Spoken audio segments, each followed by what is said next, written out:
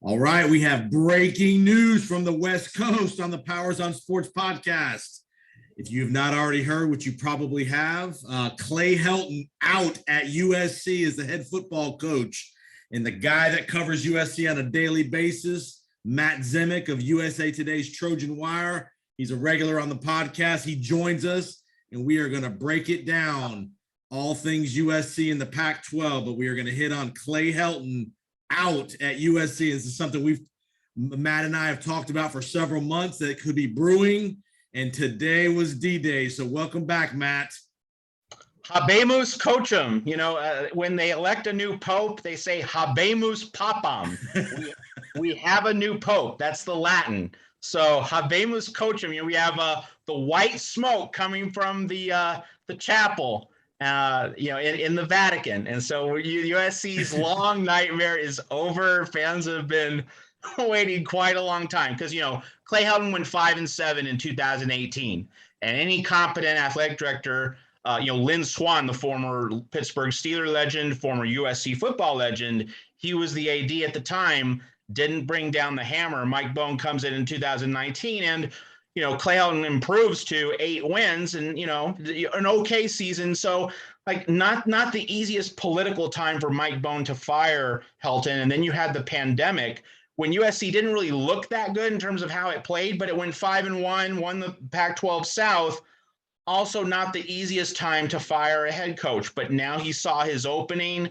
This was, another rock bottom moment for Clay Helton, and Bohn pounced. Now, USC fans thought this was going to drag out. They thought that, they would need to get worse before Bohn finally arrived at a decision. This is partly because USC president Carol Folt really hasn't been all that tough on Helton. She doesn't really seem to get it in terms of, the urgency of the moment, but Bohn finally felt empowered. And he also saw a lot of different things happening over the past 48 hours that told him, yeah, I got to act now. I cannot let this just bleed out over the course of the season. If those of you that weren't in tune, USC got blasted by Stanford at home over the weekend. Was it 42-17? I believe the final score was 42-28, but that's the thing. It was 42-13 in the third quarter. Yeah. Fans emptied out of the Coliseum steadily from the middle of the third quarter on. By the time the game had ended, there were 3,000 to 4,000 people there. I mean, the place just totally emptied out. And I think the optics of that was a big factor. And it's noteworthy. Earlier on Monday, ESPN chose what's likely to be a 40-point, 50-point blowout. ESPN chose Oregon, Arizona. I mean, that game's not going to be anything close. It's going to be over by halftime. But ESPN chose that over USC, Oregon State. Wow. And I think USC did not want to look at a stadium that's going to have 50,000 empty fans because no one wanted to come as long as Clay Helton was the coach. You don't want to support an athletic department if the athletic department isn't firing the bad head coach. So Mike Bohn put 2 and 2 together. He did the math, and I don't know how much resistance he had internally at Heritage Hall and the halls of power at USC, but he put his foot down and said, "Yeah, we're doing this now. We're not going to wait." How many years does Helton have left on his contract? One more, or what does he have? What did he have left? I think he had 1 or 2. Okay, so and he's not making a ton of money at USC, so it's not going to be it's not like it's a $10 million a year. 10 million. I think 10 million was the total he's owed. Okay. Which is a significant amount, but in the world of Los Angeles, that's not that somebody writes that check, an alumnus, the booster, that's not a big check for USC to write. And donations to the athletic department have steadily declined. So, the cost of keeping Clay Helton was bigger than the cost of firing him. Absolutely. No doubt. Dante Williams named the interim coach, I know he's obviously on the staff. What is his background? What position coach is he? What is his role in the USC program?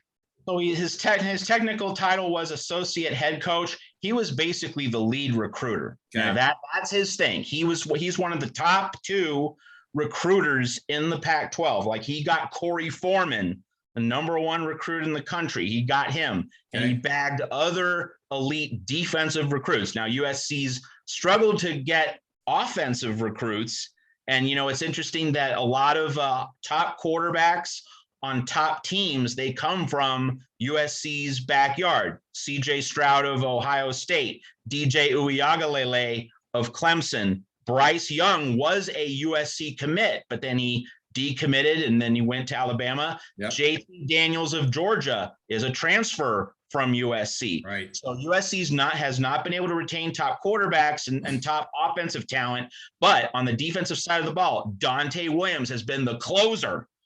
He has gotten the job done in terms of bringing in elite defensive talent to USC. One of Mario Cristobal's assistants at Oregon joins Williams as one of the top 2 recruiters in the Pac-12. So that is why Williams is being given the interim job. The other reason he's being given the interim job is that Todd Orlando was really the other obvious choice as interim coach. But after the way the defense played against Stanford, got absolutely shredded. No. So you put in the lead recruiter. It made all the sense in the world. We discussed this on Trojans Wire early on Monday, interestingly enough. And sure enough, that's what happened. Yeah, I mean, and Dante Williams is not getting this job, and they're going to go outside and hire somebody. Now, he could be potentially retained on the staff as that recruiter, but he's not getting this head coaching job, correct? Absolutely. I think the highest that Dante Williams can do, if he auditions well, I think the highest he could do is defensive coordinator. Now, I would not bet on that. Right. But that is the highest he could go if he hits it out of the park.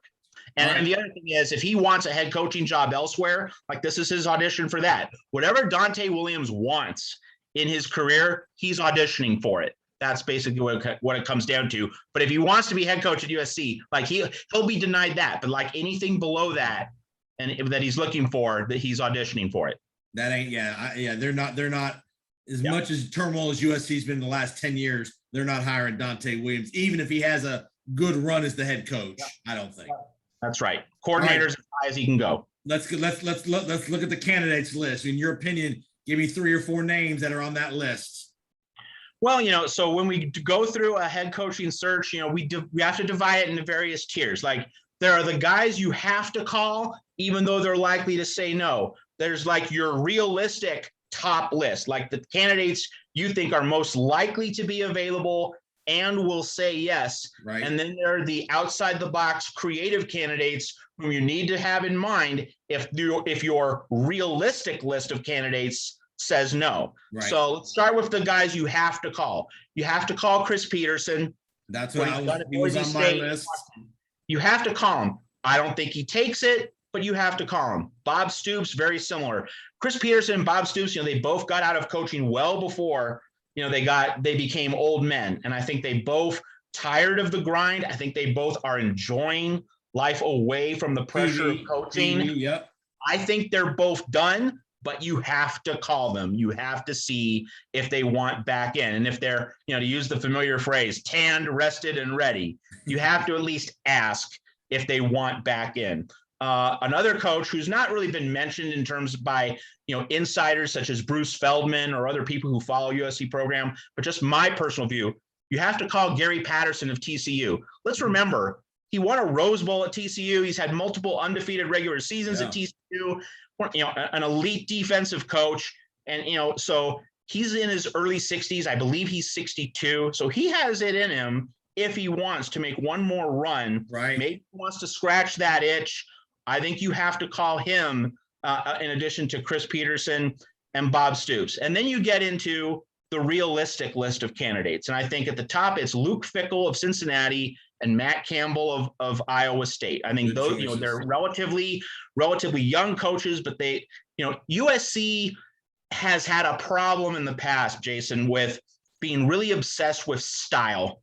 What style of play do we have? And of course, right now you have the air raid, and a lot of USC fans don't like that style of play, and with considerable reason, because you don't need to do a gimmick offense. If you're USC, you should be able to do a straightforward offense. But really, that is all secondary. Like if Clay Helton was the best air raid coach of all time, he would be on the job, but he's not competent. So it's not that the fact that USC has the air raid, as much as people dislike it, it's just that Clay Helton isn't competent. And, he hired Graham Harrell as offensive coordinator.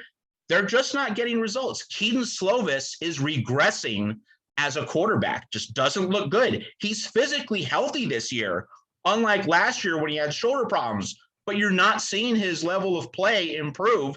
So that's Clay Helton, that's Graham Harrell. So it's just about having competent head coaching that can develop players. Player development's been a disaster under USC.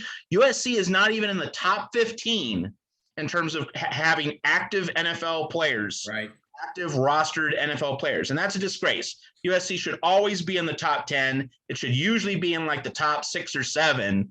And it's not even in the top 15. So competence matters more than style of play or scheme. It's just about having a coach who knows what the heck he's doing. So, Fickell and Campbell, they both are extremely competent coaches. And, Campbell, more of an offensive guy, Fickell, more of a defensive guy. So the thing you have to keep in mind if you're Mike Bone, the USC athletic director, is, when you hire a coach who has expertise a little bit more slanted to one side of the ball, boy, you really need to ask them, what is your philosophy on the other side of the ball?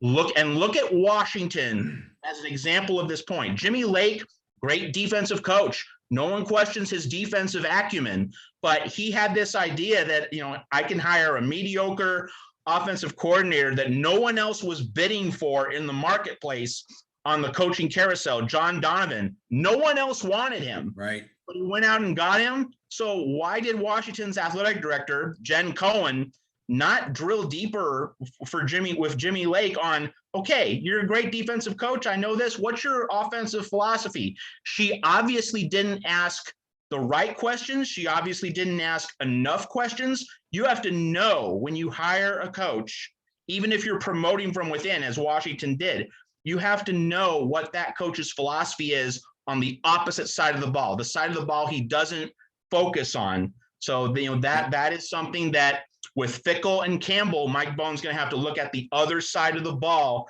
make sure those guys have a good plan. And then the other realistic candidates that have been mentioned in various articles and on tweets by insiders, James Franklin of Penn State, might want to go to sunny Southern California, might be sick and tired of losing to Ohio State every year. Right. He could rule the roost out in the West, and his recruiting chops are obviously unquestioned. He's elite in that category, so he might want to scratch that itch and go out west. Other candidates, Mario Cristobal has been mentioned. I can't imagine though that he'd want to leave Oregon for USC. I mean, he's building a special Pac-12 program, just beat Ohio State. I mean, he's putting it all together at Oregon. I'll give you a name. Maybe you ask him, but I don't think he'd leave. But I mean, he's been mentioned in the conversation. Would there be any chance that Chip Kelly goes across town if he has a big year at UCLA because of the resources at USC compared to UCLA? Well, given that he's already coached at Oregon, and he, Oregon and USC didn't develop really a fierce rivalry while he was head coach there, but they did have a really good, compelling game in 2011 when USC was ineligible for the Pac-12 title game. They would have met in the Pac-12 title game if USC hadn't been under the NCAA sanctions that year. I can't imagine Chip Kelly wanting to be USC after years of coaching against USC. Right. But for two of USC's primary rivals, the obvious rival UCLA, but then also a rival in terms of being a chief competitor for Pac-12 supremacy. Sure. That just doesn't strike me. But in terms of other realistic candidates, is there an NFL guy out? Is there an NFL guy with USC roots? Well, of those guys, I mean, they're pretty stale bread. Jack Del Rio, Jeff Fisher. I think those ships have definitely sailed. Yeah, so I don't think it's going to be NFL. And Urban Meyer, it's his first year, and he's coaching Trevor Lawrence.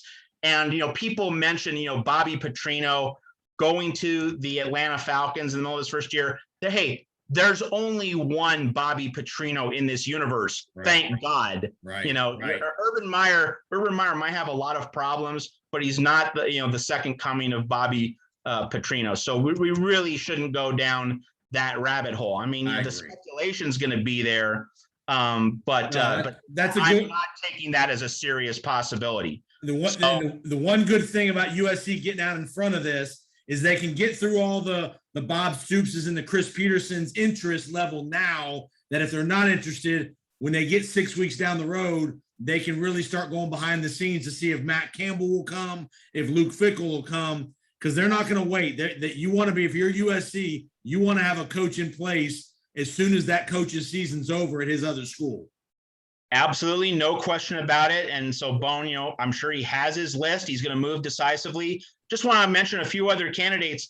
If USC does want to poach a coach from Oregon, rather than Mario Cristobal, I think Joe Moorhead, with his display against Ohio State, completely undressing the Buckeyes defense, right? And doing it with a quarterback. Anthony Brown, he completed under 50% of his passes. So imagine asking yourself, or imagine telling yourself rather, okay, Oregon's going to go into Columbus. Its quarterback is going to throw under 50% completions. What would you think the score would have been? Right. What would you think the final rushing yard total for Oregon would have been? I mean, Oregon rushed the ball even though its quarterback wasn't accurate. Oregon scored 35 points even though its quarterback wasn't accurate. And Oregon took no shots down the field. Like, I think the longest pass was like a 20-yard play. So Oregon had this very limited passing game, and it didn't matter. And that shows just how good Joe Moorhead is as an offensive coordinator. He developed Saquon Barkley and Tracy McGrady at Penn State. So like this guy has the magic touch. And so you give him the talent that USC can bring in. And here's the other thing. You take him away from Mario Cristobal. So you attain that plus in the same move. So he and Tony Elliott, the offensive coordinator for Clemson, also PJ Fleck. That could be a guy. That could be a sleeper guy there. That could be a sleeper.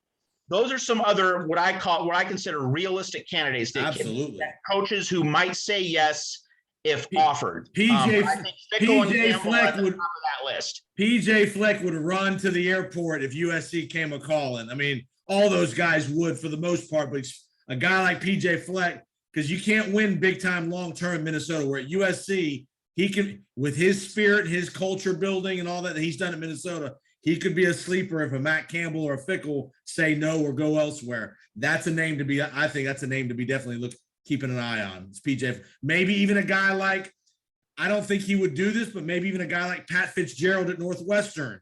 He's been there for a long time. A lot of NFL teams are interested in him. He's a great program builder. Maybe a guy like that too, if they get to the 5th or 6th candidate. Yeah, I mean, he could be under consideration. I mean, USC would certainly have a great defense if he came out there. But you at USC, like you have elite quarterback talent in your backyard. Would an elite quarterback, high school quarterback, want to play for Pat Fitzgerald? Right. So like that is the hurdle he would have to overcome, and it's a pretty big one. I agree. No, I agree.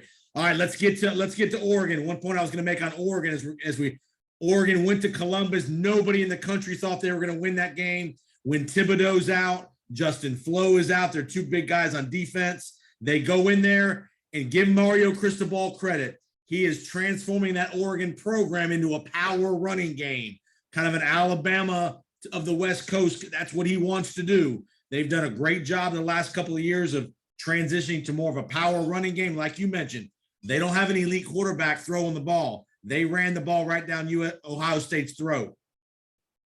Yeah, it's remarkable that, Joe Moorhead came in as offensive coordinator the year after Justin Herbert left. And I just shudder to think, what if Moorhead and Herbert had just 1 year together? That would have been really scary for the rest of the Pac-12 and college football. But as it is, I mean, Joe Moorhead makes chicken salad out of chicken scraps. Yep.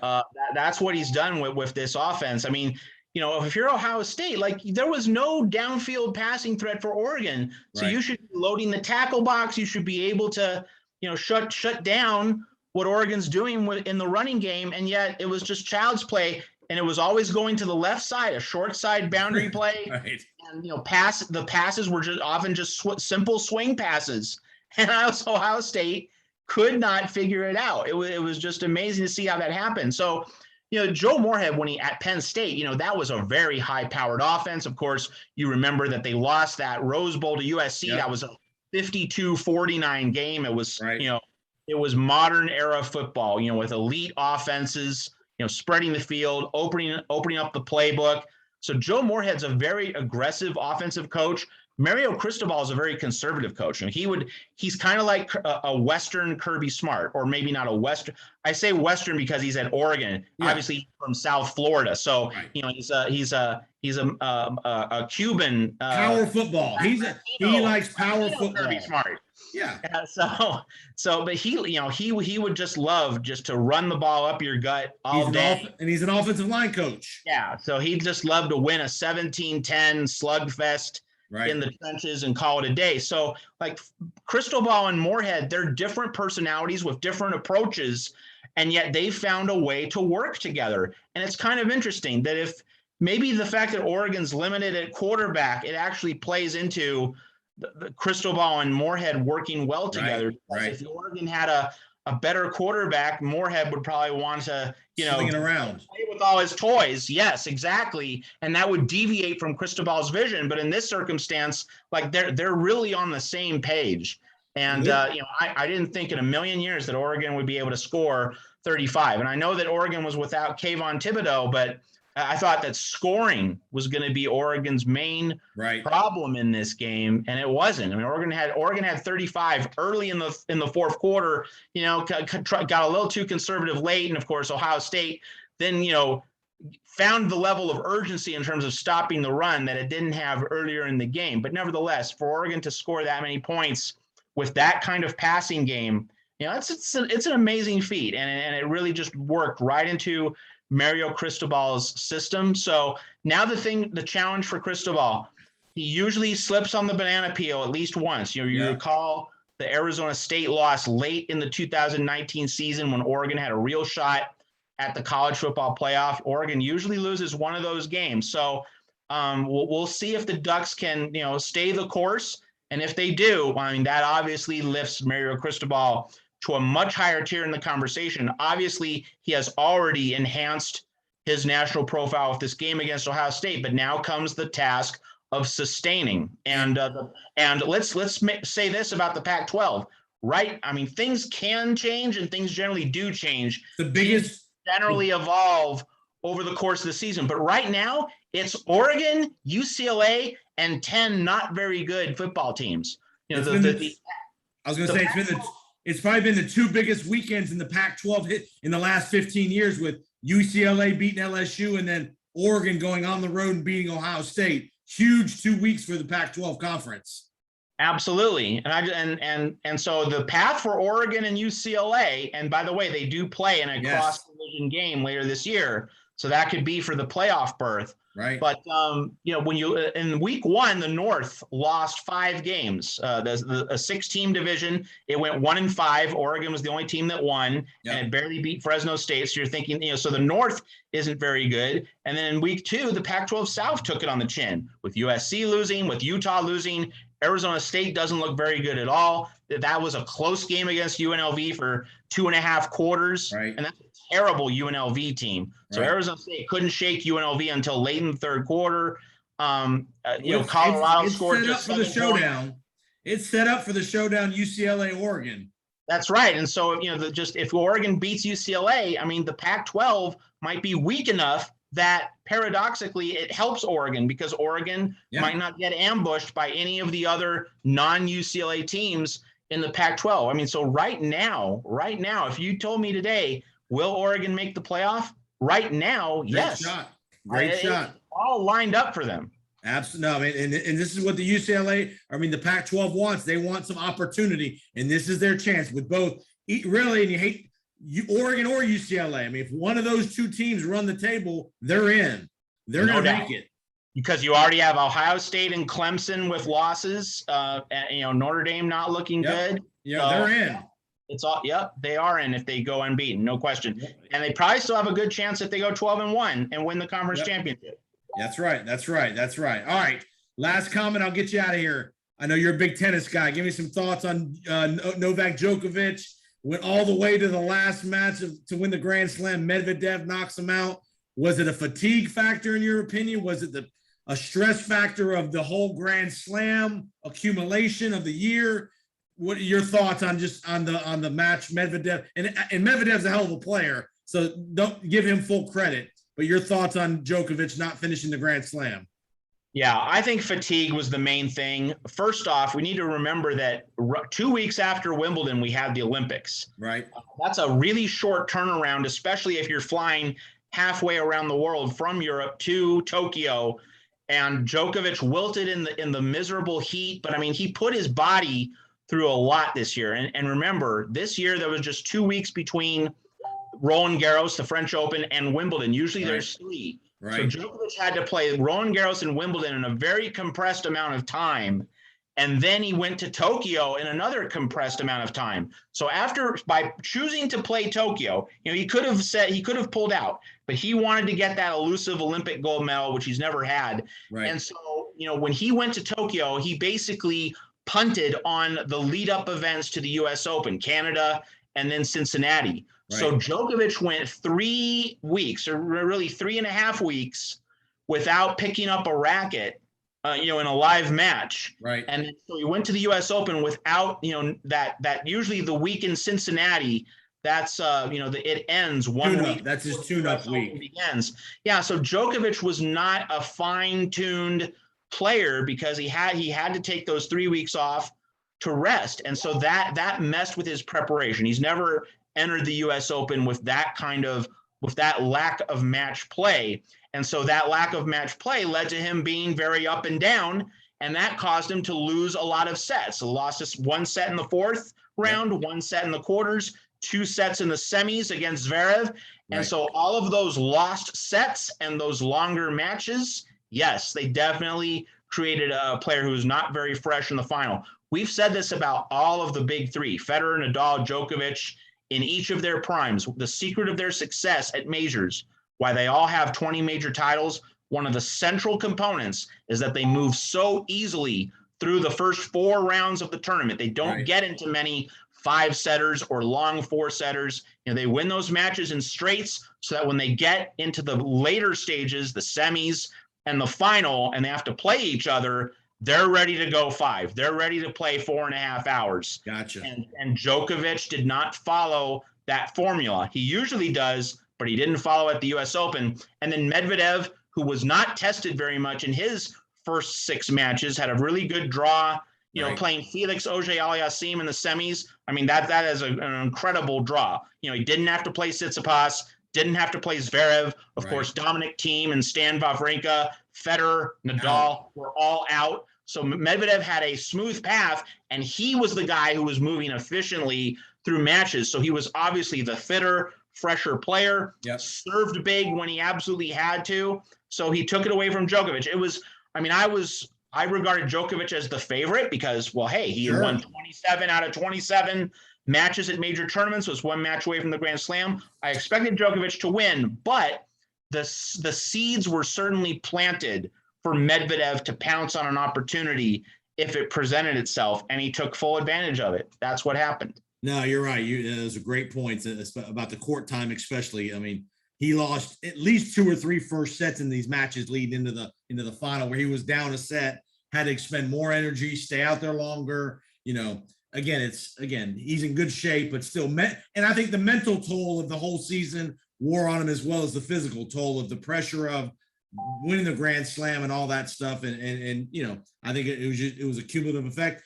Great for the city and the fans of New York, all the emotion they gave. Djokovic, you could tell it affected him yesterday. He really appreciated that the love that they were trying to get him over the finish line in New York City would have been a cool moment. So, but he's still, again, many people think he's still going to be the greatest of all time when it's all said and done, as far as number of majors that he's going to win and all that stuff. Looks like Federer is in real tough shape with his knee surgery. And Nadal, you never know what Nadal is going to do, but great insight there.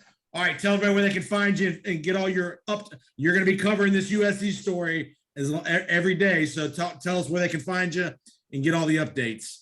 Yeah, so Trojans Wire on Twitter and trojanswire.usatoday.com on the web. So complete coverage of the coaching carousel at USC, just as we had Clay Helton hot seat coverage. It didn't last nearly as long as we thought, but we did cover the heck out of that all day Sunday and into early Monday morning. So just, hey, you want to get the inside angle at USC and on this coaching situation, you want to come to Trojans Wire. Absolutely. Tell your friends, if you want a good inside read, we're going to cover the heck out of this. We're going to analyze dozens of coaching candidates. Like we're not going to just stop it at like 3 or 5. We're going to look at dozens of candidates so that you get a complete picture of what's going on. Well, Matt does a great job, man. I definitely tune into Matt and his coverage of the story. We, again, probably his first, this is breaking within a couple of hours of us taping this. So, and he did a great job coming on. He always is available for us at the Powers on Sports podcast. I very much appreciate it, Matt. Keep up the great work, and we'll be definitely in touch here once we get a decision where USC is going to go. It's great to have a Powers on Sports breaking news podcast. Right. You don't get that all the time. Absolutely. We're gonna post this on the Powers on Sports YouTube channel tonight, Monday night. So you'll be able to see this interview Monday night for those of you in the YouTube world. So have a great week, Matt. Keep up the great work, my man. Thanks. Thanks, Jason. Always great to come on. All right, we'll be right back with our interview with Lynette McNair.